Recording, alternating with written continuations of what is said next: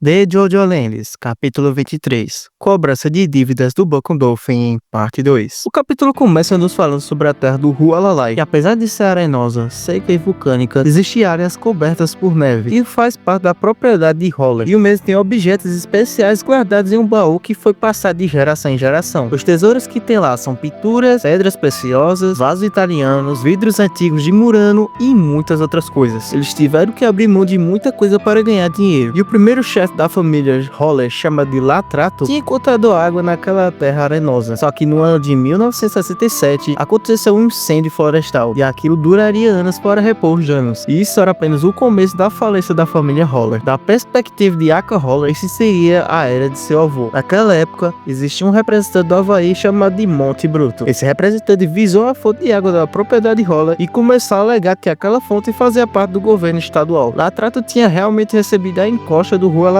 antes mesmo do estado do Havaí ter sido anexada em 1898. Monte Bruto falava que Latrato foi um homem muito bom, mas que a fonte pertencia ao público e que os descendentes de Holler não tinha nada a ver com isso. Embora as palavras dele parecem nobres, isso na verdade era para que ele pudesse tomar a fonte de água para criar o resort e vilarejos, além de estar envolvido com a máfia havaiana, e foram eles que deram incêndio na floresta. Apesar que isso não foi registrado na história. Enquanto isso, somos cortados para o Monte Bruto falando para ultrapassar o carro, achando que aquela caminhonete era muito lenta. Enquanto atravessavam, de repente, Monte Bruto foi recebido por balas diretamente na sua cabeça por aquela caminhonete, e o carro que ele estava acabou capotando lá embaixo. De repente, um homem apareceu de lá de cima, pedindo desculpas, mas que era necessário para que pudesse preservar a terra dos ancestrais. E esse cara acabou enterrando um tipo de pedra ali. Somos cortados novamente para esse cara chamando alguém, e parecia ser o Holler criança. Aquele cara começou a falar que as informações iriam sair de papéis para ir a computadores, e não importava o quão pequena ou profunda poderia ser aquela montanha, já que ele tinha feito a escritura perante a lei, sendo a escritura oficial. Não importasse o que acontecesse, aquela terra seria da família Holler. E aquele cara falava para que Holler mantesse as coisas dentro daquele baú, para que preservasse a dedicação de Latrato. Ele também falava da pintura, que ela passou por vários lugares e voltou para a família Holler, e ela foi leiloada em 70 milhões de dólares. Esse cara também falava que não era para Holler brincar com aquela lava, já que era algo precioso e nada duraria para sempre, e dizia que a primeira geração da família tinha encontrado isso há muito tempo atrás. Agora, novamente, somos cortados para a cena onde Jodie, Dragon e Charmigman disfarçado estavam chegando perto do navio. Charmigman falava que era o gerente do Banco Dolphin e apresentava os dois com nomes diferentes, chamando Dragon de Pink e Jodie de Nori, e Holler apenas estava observando. Jodie olhava que o Zag e Paco estavam indo embora, e Dragon perguntava se dele realmente embarcar no navio, e falava também se tinha dois perseguidores atrás de Mary May, provavelmente estava atrás de quem matou Bob Jean, e Jodie apenas respondia que eles estavam com a lava ao lado deles, e que as terras seriam deles, e que continuariam avançando. Charmigman pedia para embarcar,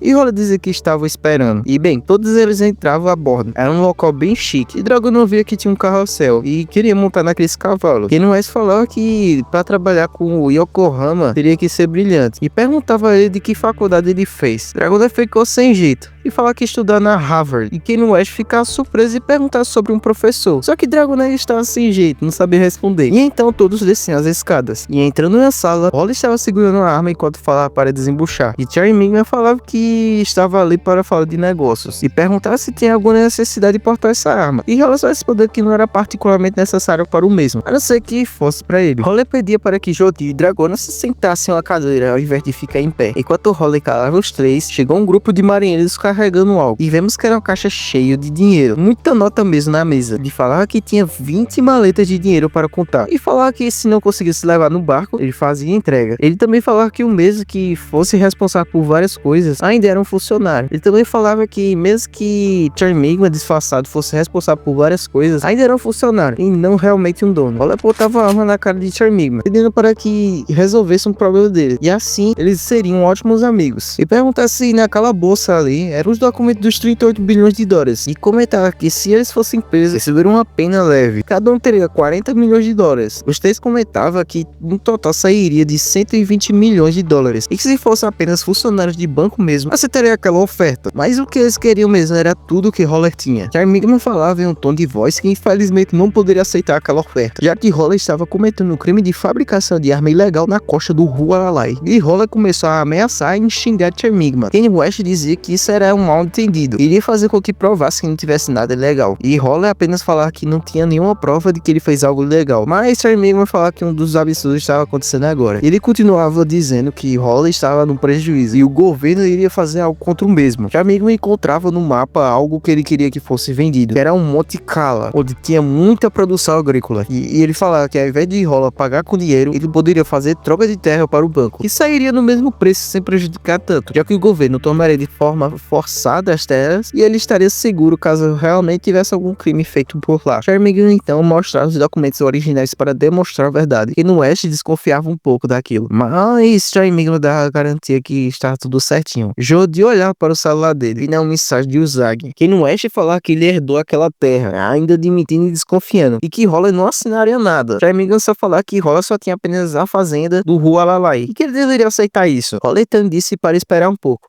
e começava a observar algo por ali, e percebeu que tinha fragmentos de lava saindo da roupa de Draguna, indo em direção ao dinheiro, e Holler se perguntava o que era aquilo. Vendo que era frágil, estava por toda parte, ele finalmente percebeu o que era, pedindo para que Draguna se levantasse e falasse seu nome, apontando a arma para o mesmo. E assim, termina mais um capítulo de Jojo Lendos.